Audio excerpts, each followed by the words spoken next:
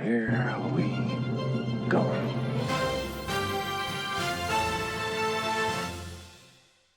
Hey, what's going on, everybody? So I just got home. I went to go see the Batman in theaters, and apparently I came home to a nice surprise about a weekly update that's coming out tomorrow. We did get, by now you should have seen, or I have uploaded a video talking about this update and March's plans for a content patch. If you have not seen that, I'll link it at the end of the video and probably below. But I wanted to go over the patch notes that are coming out on the 3rd. I'm going to try to get this video out before the patch notes or before the patch drops. But if not, it'll probably be like after it's up, and that's fine. You can just use this as a reference to basically go over and kind of understand what changes have been made to some of the content. If you guys missed the last video, I also put some thoughts in there as to why I don't think it's such a big deal that Tier 1 and Tier 2 content is getting big changes. And it seems like they've also elaborated a little bit further as they have in the last update as well. So let's just get right into it and go over what this weekly update is. Heroes of Arcadia downtime for this week's update will begin at 10 p.m. Pacific time, 6 a.m. UTC on March 3rd with an expected downtime of 6 hours. Now, I play Eastern, so that's looking to be around 7 a.m. Eastern, and yeah, I'll be able to get back on. But I'm just waking up anyway, so that's fine. Mostly through the night for at least myself. This update will include general bug fixes, working on improving issues with matchmaking, and the balance updates for some Tier 1 and Tier 2 content that we announced last week in our official forums.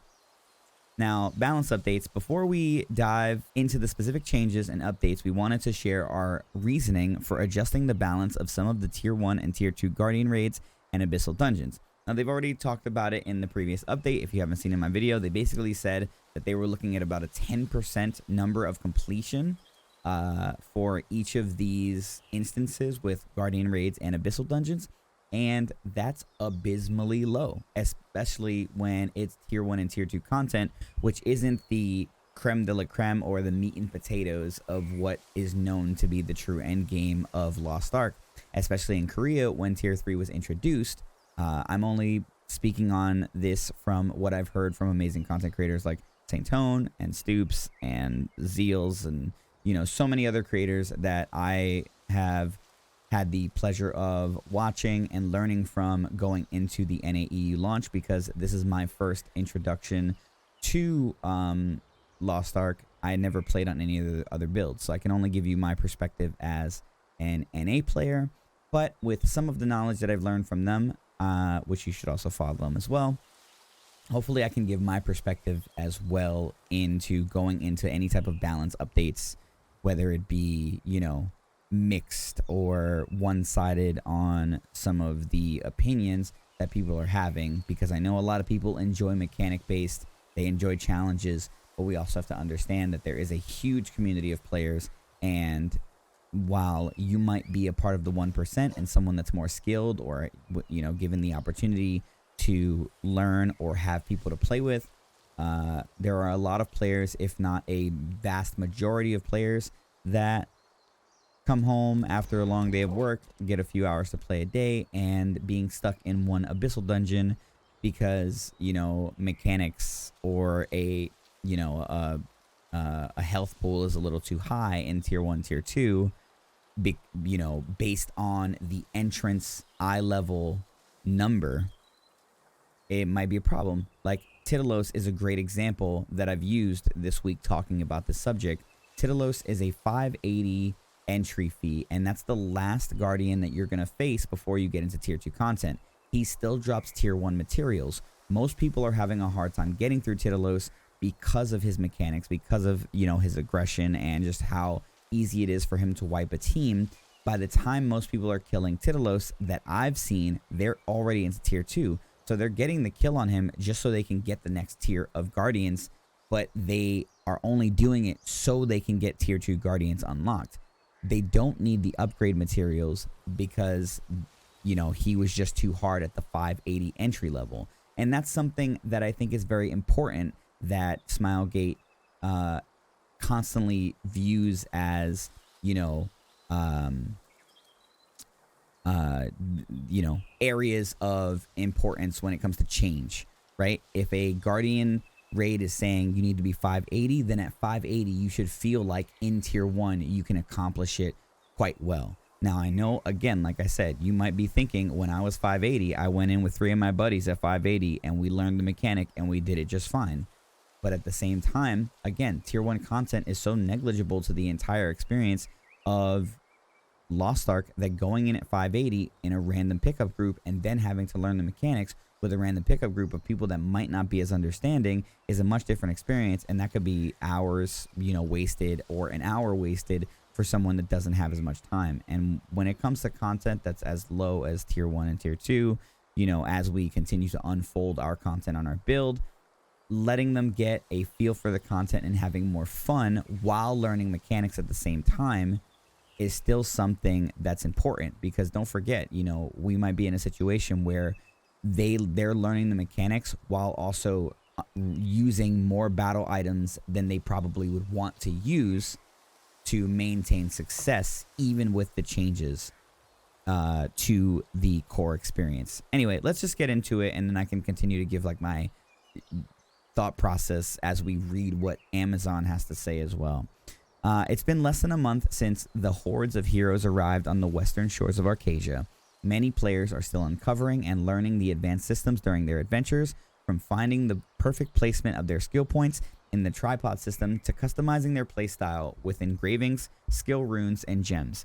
It's been exciting and humbling for us to see players at different stages in their journey as they quest to level 50 before encountering the diverse tier 1 and tier 2 content, progressing step by step and exploring all that Arcadia has to offer. And I love that they use that term, because that's something that a lot of creators from the Korean build, the other builds that had already been out for years, are saying tier 1 and tier 2 are meant to be steps in progression. They're not meant to be the wall that you really feel challenge and, difficulty, not something you should be beating your head against the wall for. It's supposed to be steps, and those steps should be fun and interesting more than frustrating.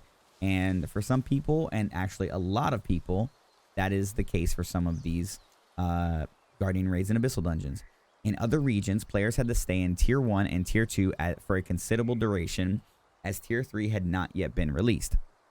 With the amount of time spent in these stages of the game, players had a long time to study the patterns and mechanics of the guardians and demons they encountered, leaving only a few monsters that ended up posing as challenging hurdles for them. As Lost Ark has progressed and added more content, the time and progression required for tier 1 and tier 2 has decreased. In the Western release, Lost Ark launched with tier 1, 2, and 3 content. Tier 1 and 2 are designed as a prologue for the wealth of endgame tier 3 content that Smilegate RPG has developed since their original launch. We hope that tier 1 and 2 will be used as a road for players to understand the many systems that comprise Lost Ark, encourage players to explore the vast world of Arcadia, and learn how intricate mechanics within battles play out. That's a very well articulated and interesting discussion to have, but it continues to kind of support the foundation that tier 1 and tier 2 is not meant to be the content that really becomes a wall for you, outside of just, having some trouble with honing, or having some bad luck with honing sometimes. It's meant to enjoy the content while you understand and learn the mechanics at a nice pace before you get to the vast content and, the wealth of endgame that tier 3 has to offer. With the different purpose of tier 1 and tier 2 in our regions, there were some overly difficult guardians and abyssal dungeon encounters left behind. The balance update isn't about simply adjusting the difficulty as a whole. Rather, the focus is to improve some of the difficult patterns to better prepare players as they progress through each tier and work their way towards tier 3 endgame content.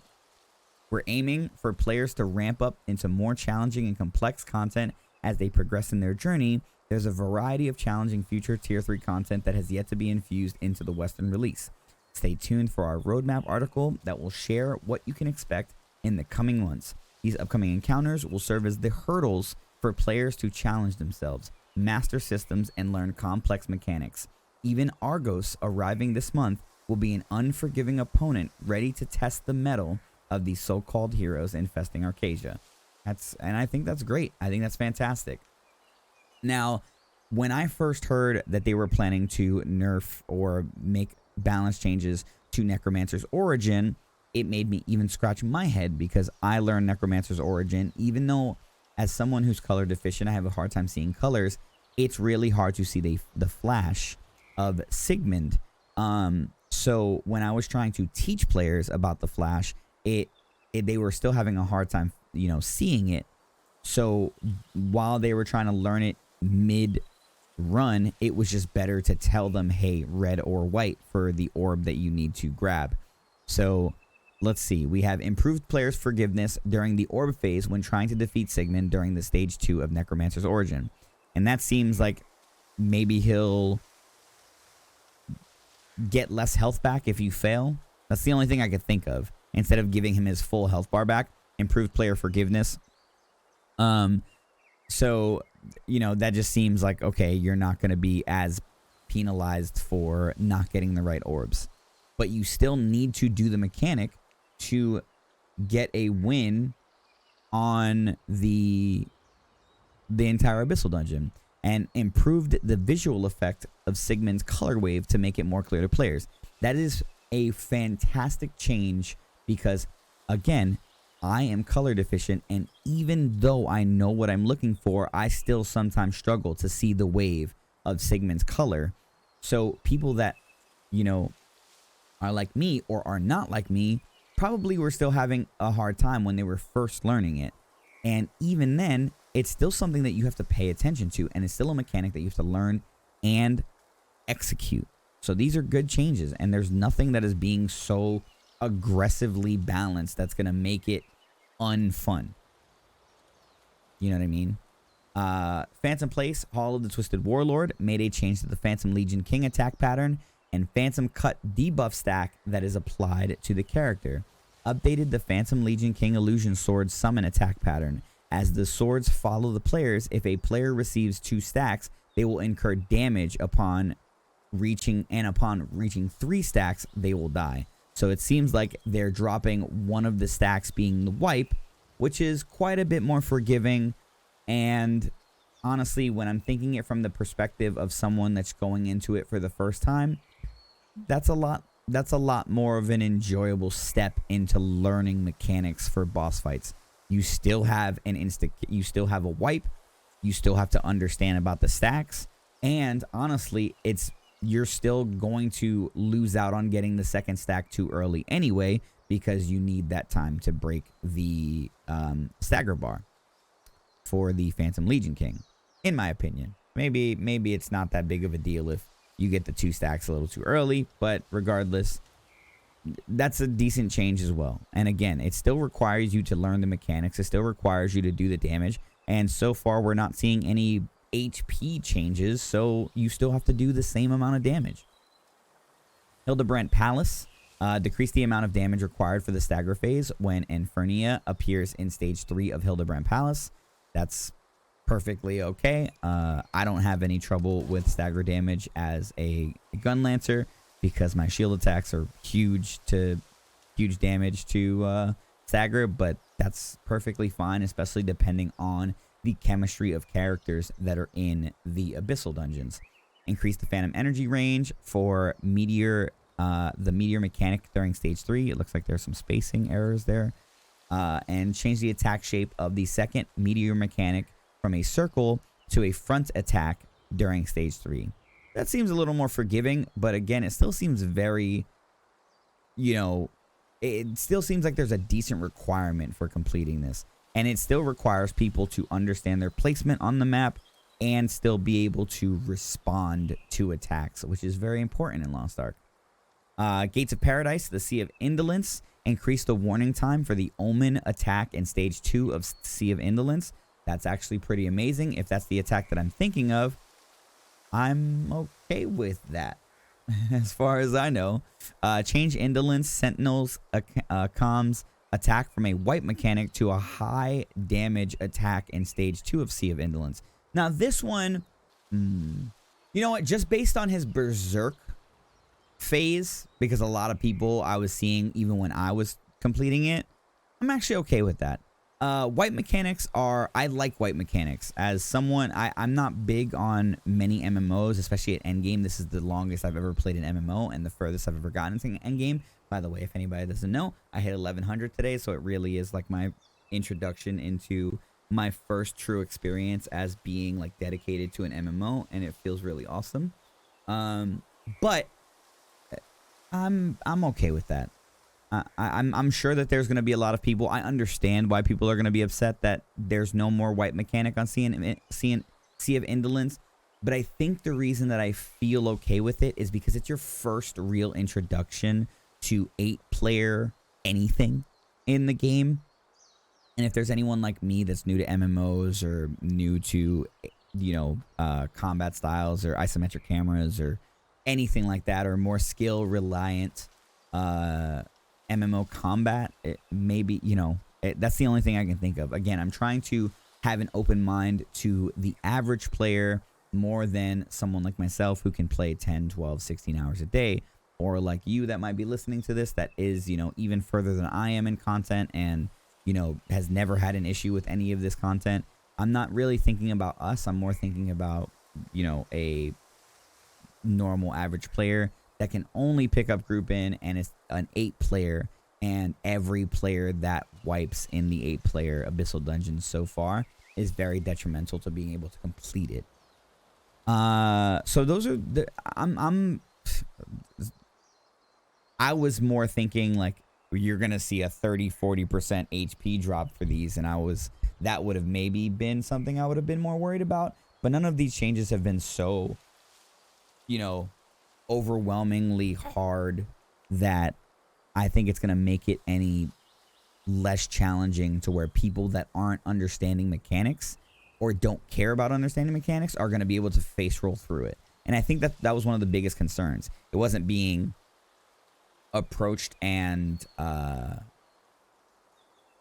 criticized constructively enough from what I was seeing, or what I was, some of the comments I was getting on my stream. But I think that these are still within the bounds of where new players have to learn mechanics and perform those mechanics to succeed. And one thing that people were worrying about is that they're going to make it too easy to where people aren't going to learn mechanics until they get to tier 3, and then it's going to be, so late in the game that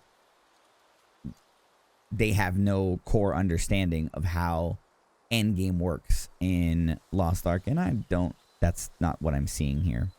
Virtus is getting a stun debuff removed that was applied when hit with the tail swing attack. I only agree with that because it's so aggressive and so fast. I never had an issue with Virtus, but I'm okay with his tail. That's whatever. Decrease the damage dealt by several attacks, jumping out of the ice and grabbing a player and breathing ice fire. I'm okay with that too. I just don't get caught, LOL. But I mean, at the same time, when you do get caught, especially at the entry level that Virtus is, it's almost always a one shot if you're not a heavy or tankier character. Now, Kristina is getting decreased the damage dealt by several attacks. The tail attack after thumping the ground with the tail, jumping out of the ground, and lightning projectiles.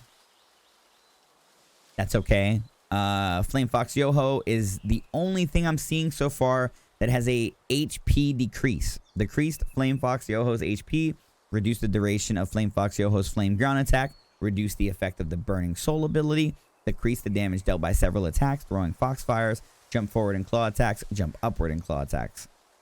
I was hearing a lot of comments and concerns about Flame Fox Yoho being a little hard. I didn't really have an issue with him, but I think I took on Flame Fox Yoho when I was like 100 or 200 eye level over him. Titalos. Titalos is getting a decrease duration of the Circle of Spalling Rock attack. Titalos' attack that collects sand energy and explodes from a wipe mechanic to high damage. Oh, they're removing Titalos' wipe mechanic. Ooh. I want to know what you guys think about that in the comments. I feel like a lot of people are going to be like, nope, that's what makes Titalos Titalos. But again, I have to reiterate, Titalos is a 580 entry Guardian. And most of the people that I would see weren't finishing Titalos off unless they got a carry until after they got into tier 2, making his rewards worthless for them. But that's just me. Let me know what you guys think. That's interesting. Removing his white mechanic. That was not something that I expected, but I'm sure that the high damage attack and the follow-up damage is still going to put the player in a situation of high threat. And as I also stated, instead of it wiping and then wasting a player's time, now a player has to worry about more battle item usage. And I think that that's a good trade-off. The idea that players might have minimal potions or lack of potions and need more potions, or they have a lot of potions and they're using them a lot more than they should be. When Titalos had a wipe mechanic, you didn't need to use a potion because you just died and re-upped. But it was making people have to leave, regroup, go back in, try again, leave, regroup, go back in, try again. And that was wasting the player's time rather than their inventory. And I think that's a good trade-off. So you guys let me know. Acades has modified Guardian Acades summon statue pattern to always summon 4 Guardian statues. I really like that. I actually really like that. Just because it makes it quite a bit easier to handle that whole situation. Even with like a team of 4 that was very high on communication, we sometimes, I'd say even half the time, struggled with getting the statues open and then hitting. But, you know, I'm not the best player in the world. I don't claim to be. But still, I feel like that's a nice balance to make the statue phase a little bit better. Most people were just running. Decrease the damage point required to apply a weak point to Acades. To keep Acades challenging in trial Guardian raids, that encounter will not have these changes, but more on that in a future update. Interesting. Lava Chromamium. Decrease the damage dealt by the lava eruption attack used by Lava Chromamium when becoming Berserk. That's not something I think that would apply to anyone that didn't have trouble with Lava Chromamium, because, I don't know, I don't even really remember him going Berserk. Levanos. Decrease the damage required to apply weak point to Levanos. And for anyone that doesn't know, weak point is a mechanic which requires players to break a part of the enemy, such as shields, shells, wings, etc. Or target a specific area with abilities and battle items marked in the destruction keyword. Aberhastic. Reduced Aberhastic's beneficial effect that was granted when attaining the heat orb, and changed the wipe mechanic to a high damage attack. I'm okay with that. I really didn't have. I want to say most of the previous Guardians gave me way more trouble than Aberhastic, but regardless, this is a situation where it's letting people enjoy the stepping stones into tier 3. And with Vargos on the horizon, and as someone who's never done a abyssal raid, I'm very excited to see how much more challenging it is than what we were given with Guardian raids. General updates and bug fixes. Fixed an issue that caused the battle effects display include buff effects of party members settings to not show, some debuffs affecting party members, and I really appreciate that because I like having include buff effects of party members, but it was causing an issue where, like, in one of the abyssal dungeons, I think it was the first one, when the dragon would do the screen wide attack that would give you the debuff on your head, you couldn't see the orbs over your teammates. And it's situations like that that I believe they're saying they fixed. Fixed an issue that caused the top left in-game clock to show the wrong time zone due to daylight savings time. Added an update to prevent players from being booted out of the server while logging in. We will continue to monitor data feedback and reports to ensure this issue is resolved. Applied a fix to help improve matchmaking issues. We will continue to monitor data. Fixed an issue preventing an object from being interactable during Nineveh's Aura of Chaos. Report quest chain. Fixed an issue where the Abyss Trader was missing from Rothun. And fixed an issue where the weekly battle item bundle stated it could be claimed 10 times, correcting it to reflect the purchase limit of once a week. We will do our best to provide detailed information for future updates and look forward to witnessing the impressive battles and changes you'll encounter in your journey to Lost Ark. I think this is a great update, guys. I want to hear what you guys have to think. Please keep it civil in the comments. Let's try to be as constructive as we possibly can be. I do understand some of the finer points of people thinking, well, if they're getting, you know, balance changes during the stepping stones, how are they going to be more prepared for when it becomes harder? But I think it's the understanding that each boss has mechanics, and those mechanics can shape out and help you understand future mechanical fights while introducing the extra challenge. That's something to think about. It also keeps players gripped, and by the time players get to tier 3, there's a good chance that that's enough time for them to feel engrossed in the experience enough to keep them around. And a healthy player base is what keeps games successful and keeps content coming. So I really, I'm looking forward to this update, and I'm looking forward to playing tomorrow. By the time you guys watch this video, it'll probably already be tomorrow. But thank you guys so much for going through the patch notes with me. Let me know what you think in the comments. And let me know what you would like to see in terms of Lost Ark content, whether it just be my point of view, my thoughts on subjects, or even some other, you know, topics to talk about. I'll see you guys on the next one. Everyone have a wonderful rest of your time and enjoy Lost Ark. Bye, everybody.